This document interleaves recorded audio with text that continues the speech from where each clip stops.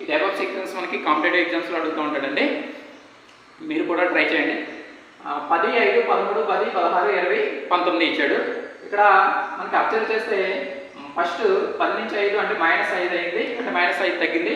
Next 8 పెరిగింది, తర్వాత 3 తగ్గింది, తర్వాత 4 పెరిగింది, తర్వాత 6 పెరిగింది, తర్వాత 4 పెరిగింది, తర్వాత 1 తగ్గింది. ఇలా మనకి వేరువేరుగా ఒక సీక్వెన్స్ ఒక పద్ధతిగా మనకి మార్పు కనిపించట్లేదు.